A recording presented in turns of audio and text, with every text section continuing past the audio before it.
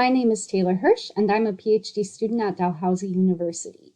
Today, I'm going to talk about a method we recently developed that uses what we term identity calls to detect structure in acoustic datasets. This work was recently published in Methods in Ecology and Evolution under the same title as this talk.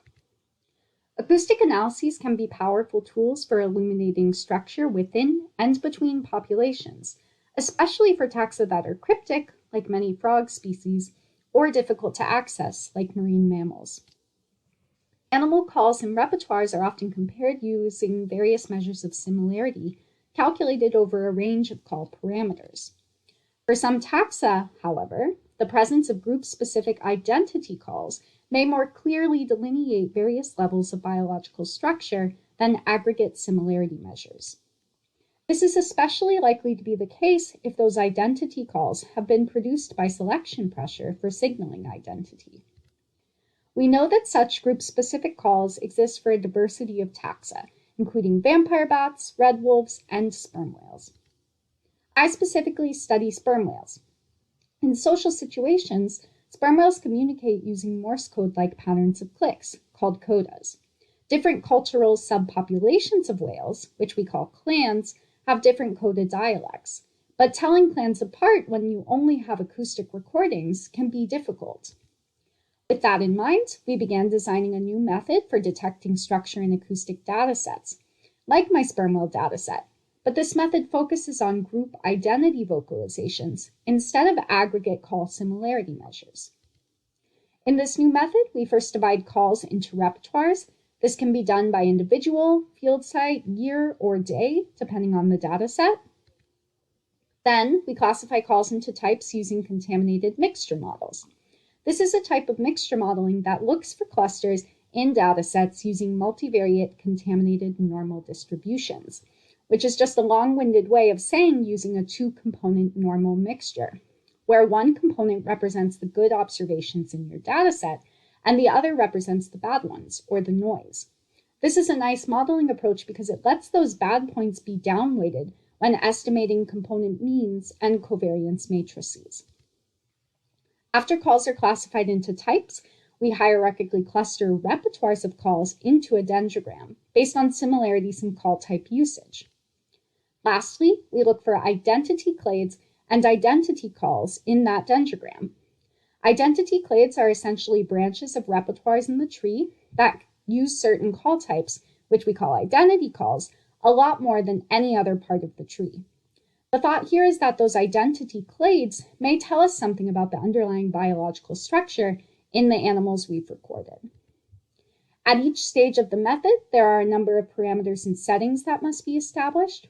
For example, there are two parameters unique to the method in the identity clade and identity call step.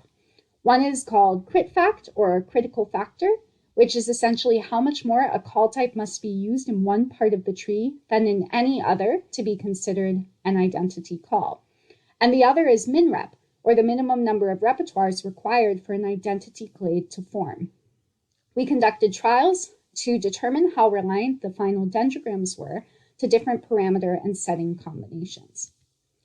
This work was motivated by challenges in sperm whale research, but the underlying theory is potentially applicable across a diversity of taxa. So we also ran wren and cricket acoustic datasets through the program to see if it could detect known biological structure in those species.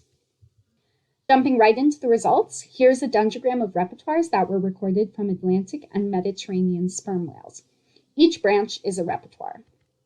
We can then add this heat map where each row is a different call type, so for sperm whales, a different coda type, and this shows how much that call is used by each repertoire. The last thing the program does is it colors the identity clades below the dendrogram and their corresponding identity calls to the right of the heat map. Across parameter trials for this dataset, we got the same three identity clades, which correspond to three known sperm whale subpopulations: the Mediterranean clan in teal, and two Eastern Caribbean clans in yellow and purple. Moving on, we did the same analysis for Pacific sperm whales, and we found evidence of 5 identity clades in this dendrogram.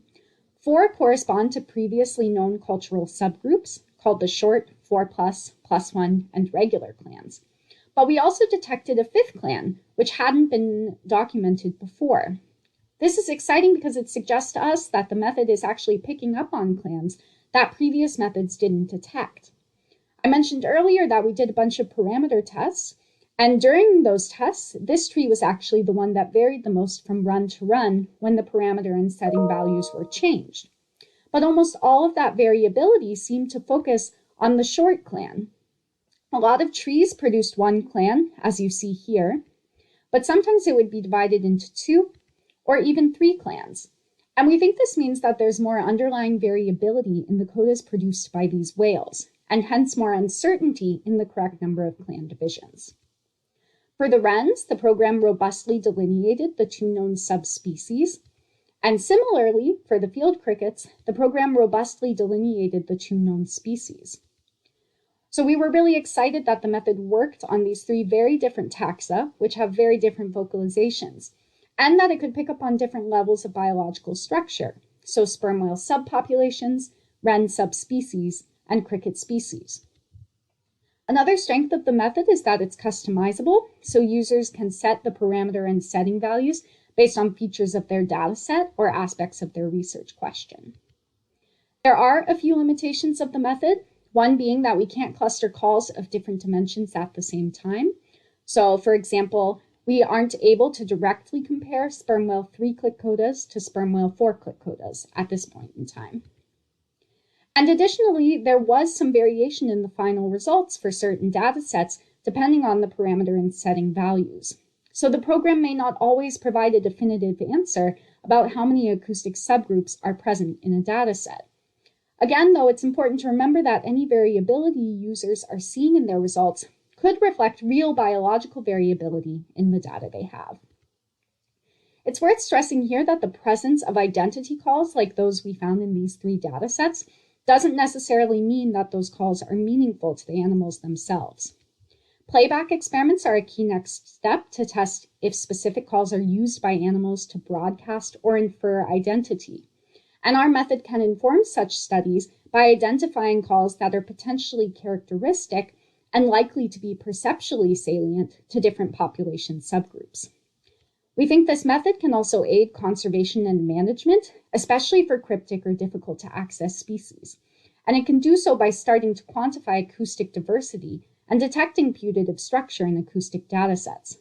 This is exciting because acoustic data, especially for researchers like us who study marine mammals, is often the cheapest and least invasive type of data we can collect. Thank you so much for tuning in and watching this talk.